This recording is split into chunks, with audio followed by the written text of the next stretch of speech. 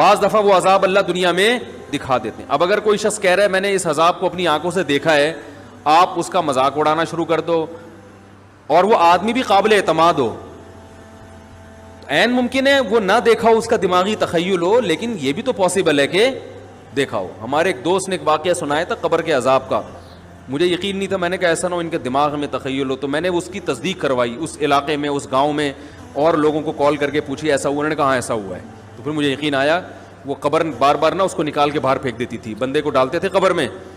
اس نے بہت سے علماء شہید کروائے تھے نالائق نے.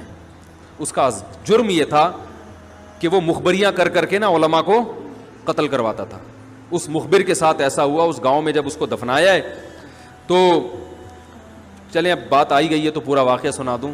تو وہ جنہوں نے دفنایا نا, وہ ان سے میرا بھی تعلق تھا, میرے بیان سنتے تھے, تو مجھے آ کے انہوں نے واقعہ سنایا کہ ایسا کوئی مخبر تھا جو علماء کو شہید کرواتا تھا مخبریاں کر کر کے. تو جب اس کو دفنایا, کہہ رہے ہیں اس کے والد میرے پاس آئے, ہم لوگ کے پاس آئے, انہوں نے کہا کہ بھائی میں جب صبح جاتا ہوں تو میرے بچے کی جو لاش ہے نا وہ قبر سے باہر پڑی ہوئی ہوتی ہے, تو میں بڑا پریشان ہوں, کیا کروں. تو ہم پھر دفن کرتے ہیں تو اچھا قبر بالکل صحیح ہوتی ہے اوپر سے, اور وہ بندہ باہر ہوتا ہے, وہ دوبارہ بند ہو جاتی ہے قبر. تو ہم بڑے پریشان ہیں, کیا کریں, یہ کوئی شخص شرارت کر رہا ہے. تو کہہ رہے ہیں, ہم نے کہا بھائی ہم تو نہیں کر رہے شرارت. کہا تو اگر دوسرا ہم شرارت کوئی کر بھی رہا ہوتا تو قبر کو خودی بھی تو ہونا. تو تم, انہوں نے کہا, پھر یہ مشورہ انہوں نے ان کو دیا کہ تم ایسا کرو, لڑکا جو قتل ہوا, جو مرا تھا نا, جو قبر میں تھا, جس کی لاش باہر, نوجوان تھا, وہ بڑا مخبر آدمی تھا, وہاں کے گاؤں کے لوگوں نے بتایا. تو اس کی لاش جب باہر پڑی ہوتی تو باپ اور بھائی کو لوگوں نے مشورہ دیا اس لڑکے کے کہ تم لوگ رات کو قبرستان میں جا کے بیٹھ جاؤ, پہرا دو کہ کون آتا ہے نکال کے جاتا ہے اور قبر کو پیک کر کے چلا جاتا ہے. تو وہ صاحب مجھے بتا رہے تھے کہ اگلے دن وہ چیختے ہوئے آئے ہیں, چیختے ہوئے, باپ اور بھائی جو ہے نا. کہہ رہے ہم نے رات کو منظر دیکھا کہ پہلے ہمیں رات جب اندھیرا ہوا ہے نا تو قبر کے اندر سے چیخنے کی آواز آئی, اور ہمارے سامنے قبر کھلی ہے تو ہم نے اس لڑکے کو دیکھا کہ آگ جل رہی ہے اس کی لاش پہ, اور وہ ایسے ایسے اپنے سر کو پیٹ رہا ہے.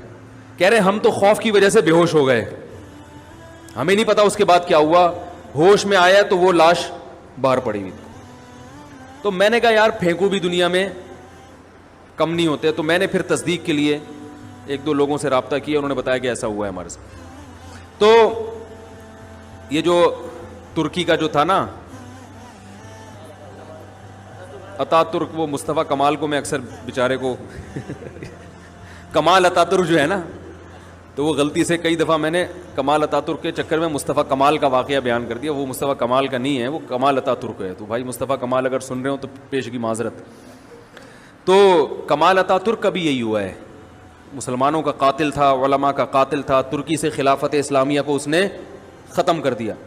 بہت یہ جو آج جو کچھ دنیا میں ظلم ہو رہا ہے اس سب کی بنیاد رکھنے والا اتا ترک ہے. خلافت عثمانیہ ہوتی تو نہ کشمیر کا مسئلہ کھڑا ہوتا, نہ بوسنیا کا مسئلہ کھڑا ہوتا. یہ ساری مصیبتیں جو آئی ہیں, مسلمانوں کا جو اتحاد ختم ہوا, تو اس کے ساتھ بھی ایسا ہی ہوا. اس کو جب قبر میں دفنایا, قبر نے باہر پھینک دیا, تو نتیجہ یہی نکلا کہ اس کی قبر زمین کے اوپر ہے. تو وہ جو اس کے فالوورز ہیں وہ کہتے ہیں دیکھو ہمارے حضرت اتنے پہنچے ہوئے ہیں کہ اوپر دفن ہے. تو جو بوڑھے بوڑھے لوگ ہیں نا ترکی کے, وہ آپ کو بتائیں گے کہ یہ محترم کو زمین نے قبول نہیں کیا, نکال کے باہر. تو بعض دفعہ قبر خود بتا دیتی ہے, بعض دفعہ. اچھا مجھے چلیں چھوڑیں, بات سے بات نکل جائے گی, وہ ہمارا موضوع رہ جائے گا. تو فرشتہ کہاں پہنچا؟ قریب, ہاں واپس چلا گیا تھا فرشتہ, ٹھیک ہے. تو وہ بالکل قریب آ کے واپس چلا گیا. تو ایسا ہوتا ہے, بعض دفعہ ہوتا ہے, ایسے واقعات ہیں بہت.